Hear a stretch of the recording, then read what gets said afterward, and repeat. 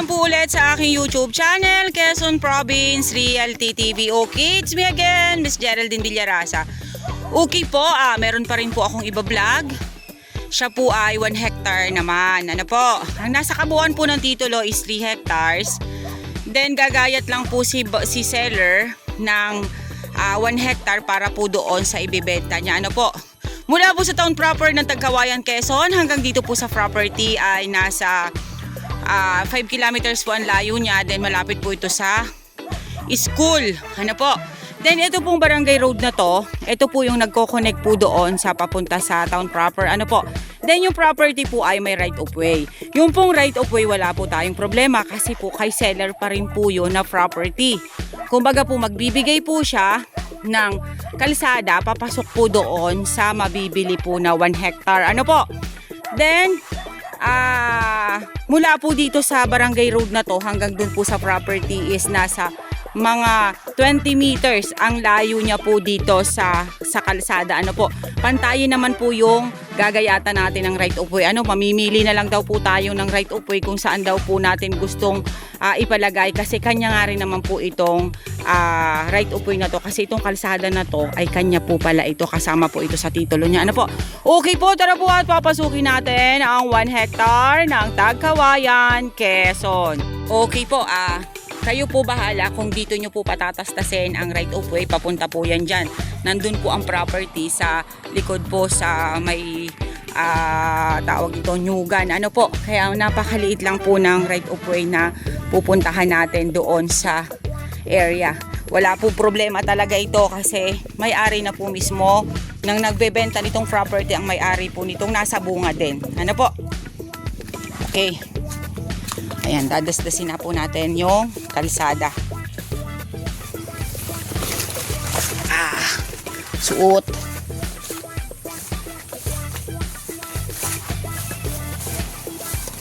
Okay po, ayan na po yung property. Ayan na po, ano po? Nasa 20 meters lang po ang layo niya sa barangay road. Okay, nandito na po ako sa property. Ano po, ayan, pasensya na po. Medyo po malabo na ang aking video kasi ay hapon na. Medyo po hinapon ng inyong lingkod dahil may alaga pong bata, hindi maiwan-iwanan yan. Tumanda na po kasi ay nag-anak pa. Joke lang. Okay po. Ayan, eto pong sagingan na ere. Kasama po yaan sa 1 hectare na binibenta ni seller. Ano po, ayan, may mga dalandan po ditong ilang piraso. Then ayan, mga saging. Then ayan po ang mga nyug niya. Okay. Oy, sorry naman po, talagang medyo po malabo na. Ano po, ayan po ang property. Ayan, may mahogany. Sabi ni nanay, mamimili daw po ng property kung alin ang gusto. Mamimili ng 1 hectare. Kung alin dito sa ano niya to. Kasi 3 hektarya po ang nasa kabuuan. Ano po? Sagot po ni seller yung relocation survey at approved plot. Pero pag dito daw pong part na to, ang kinuha natin na 1 hectare, makukuha po yung 3 malalaking puno ng manggang kalabaw. Ano po? Okay, ayan po ang mga nyug, oh. Hindi po siya ganun karami ang nyog, pero pantayin po yung area. About po sa electricity, wala po tayong po problemahin dahil napakalapit po nito sa bayan. About naman po sa source of water, ayun, nakita naman po natin kanina nung pagpasok, may mga hose po siya ng tubig. Ano po, ayan po ang mga nyug niya, oh. Medyo po may tatayog na po yung iba, pero katamtaman pa rin po ang kanilang pagbunga or kasibulan pa po ng kanilang pagbunga. Ayan, mga mahogany. Ayan, may mga mahogany din po dito na pwede na po siyang kunin or i-harvest. Ano po, pwede na po yang sa bahay, ipag-ano sa bahay. Ayan, flat na flat po ang property. Ano po, ayan po siya. Nay, pasok pa ba yung narang yan? Nara ba yan?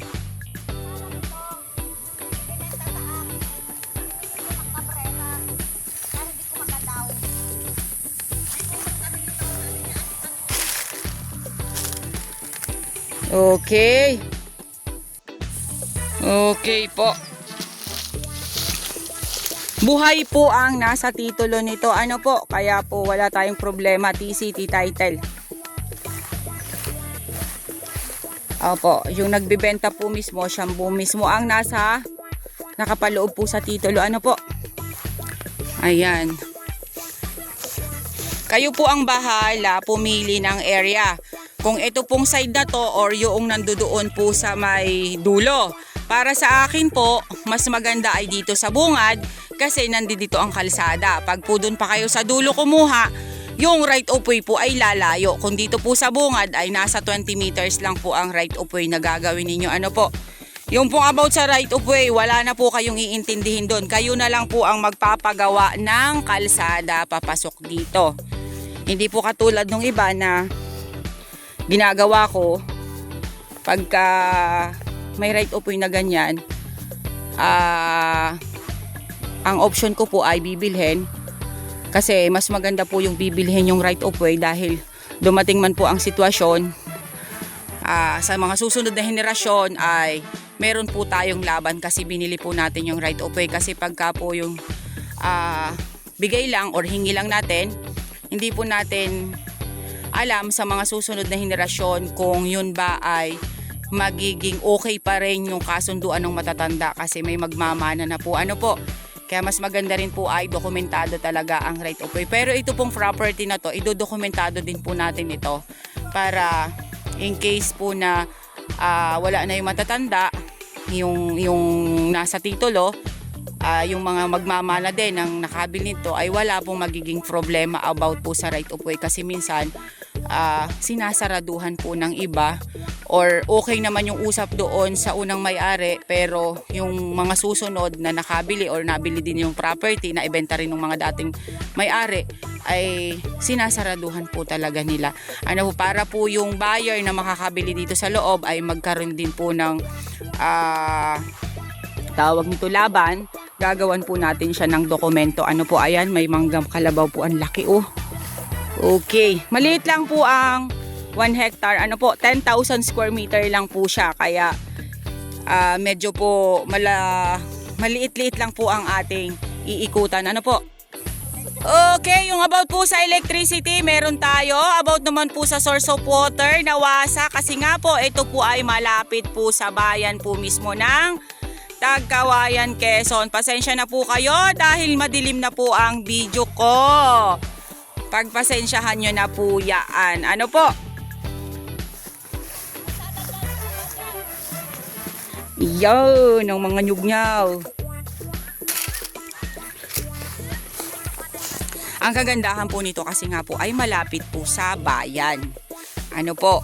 Malapit po sa ospital, malapit po sa groceries, malapit sa mga pharmacies, malapit sa gasoline station. Ayan po yung mga mangga, oh, mga manggang kalabaw. Ano po? Ayan, may kaimito dito sa side na yan. Pero ang baka ay hindi po kasali sa bentahan at siyaan po ay nakitali lamang. Okay, ang ganda po nung area. Sa totoo lang po talaga. Napakaganda po niya. Kasi flat na flat po yung property din. Hindi po hassle yung right of way kasi nga po yung may-ari din po ang may-ari nung kukuhanan ng right of way. Di napakalapit nga po sa bayan. Then may makukuha po kayong produkto kahit hindi po ganun kadami. Ano po, marami pong pilwak or maraming walang tanim dito sa may gitna. Halos panggilid lang po ang mga nyug niya. Ano po, yun na lang po yung ating gagawin. Patataniman natin. Pinakamaganda po ngayong pananim is coconut dwarf. Ayan.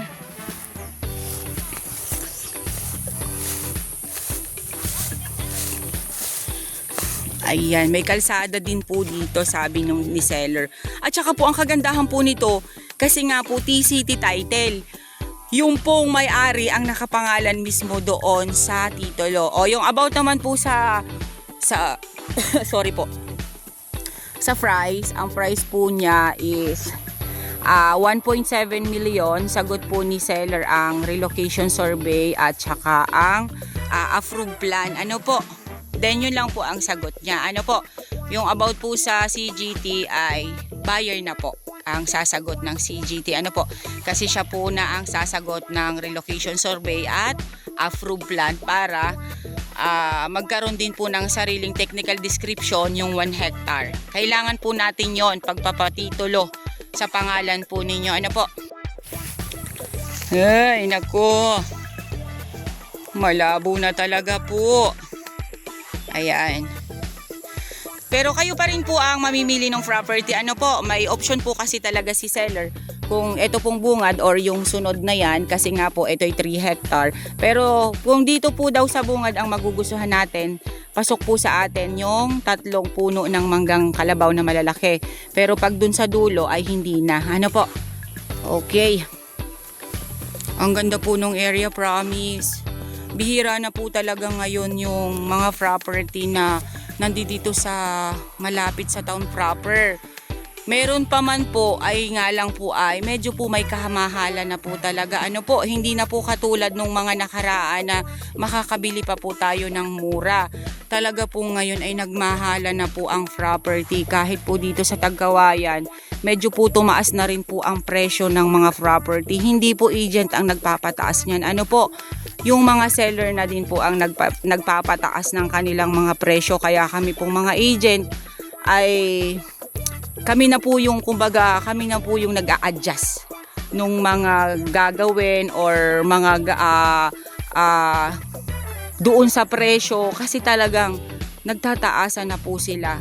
Kaya sa totoo lang po, hirap na rin po ako kasi marami pong nag-aano sa akin na, Geraldine, ang tataas na ng property sa vlog mo.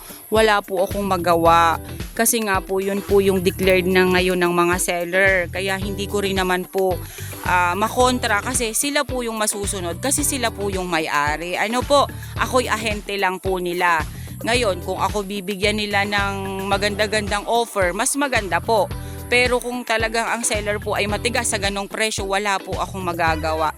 Kailangan ko pong i-grab yun kasi yun po yung hanap buhay ko. Pag hindi po ako nag-vlog, wala pong mag-i-inquire sa akin, wala akong maibibentang property. Kaya yung pong aking ginagawa ay sapalaran na lang po kasi iba-iba naman po ng taste ang mga buyer. Ano po, meron pong gusto na kahit siya mahal, basta maganda sa paningin niya at gusto niya okay lang sa kanya. Meron naman talaga na yung budget niya ay pang budget meal lang, kaya naghahanap po siya ng mura. Ano po, pero sabi ko nga po sa inyo, tumawag lang po kayo sa akin, mag-chat lang po kayo sa akin. 100% po ang aking serbisyong gagawin sa inyo. Ano po? Ano pa po ba ang idadaldal ko? At ito po ay maliit lang na area na isabi ko naman na po lahat. Ayan, siguro po ang nyug nito ay wala na pong 100 kapuno. Ano po? Okay guys, sabihin nyo na po ang property namin. Dito po ito sa Tagkawayan, Quezon. Mula po sa town proper ng Tagkawayan, nasa 5 kilometers po ang layo niya. Malapit po siya sa school. Meron po siyang right of way na nasa 20 meters. Ayan po, kinento ko na po sa inyo na ang right of way po ay wala tayong po problemahin. Kasi si seller po ng property na to ang may-ari po ng right of way dun po sa labas. Ano po, kayo na lang po ang magdi-develop ng kalsada papunta po dito sa property. Then may option din po siya. Kung gusto nyo po ay, mamimili po kayo kung alin ang gusto nyo. Ito pong nasa bungad or yung pong nasa kabila, nasa likod. Ano po, kasi siya po ang nasa kabuuan ng titulo ay 3 hectares. Ngayon, gagayat lang po tayo ng 1 hektarya para po doon sa ipagbibili ni seller. Ano po, then kung ito pong bungad, tansya ko po nito, wala na po itong 100 kapuno na nyog. Meron po siyang 3 puno ng manggang malalaki. Halos po pantayin ang property. Ang source po ng tubig ay nawasa, with electricity po tayo. Then, ang titulo po nito ay TCT title. Buhay po si seller. Yung pong about sa relocation survey at approve plan, sagot po ni seller. Then, ang price po niya ay 1.7 million. Sagot niya po ay yung approve plan at relocation survey. Ano po? Okay po, once again po ako po ulit ang inyong site locator, si Miss Geraldine Villarasa. Muli po ako maglalambing. Pa-like and share po ng aking mga vlog and pa-subscribe na rin po ng aking YouTube channel, Quezon Province Realty TV. Okay po, thank you for watching! Ayan po, konting pasada pa po tayo. Ayan, meron po ditong avocado at saka, ano ba siya? Ano ba yun? Rambutan! Ayan o, ayan na naman tayo. Ayan, star apple, napakarami po niya. Then, ito po yung mga mangga na sinasabi ko sa inyo na 3 puno. Ano po? Then, may santol. Okay, dagdag video lang po yan. Thank you!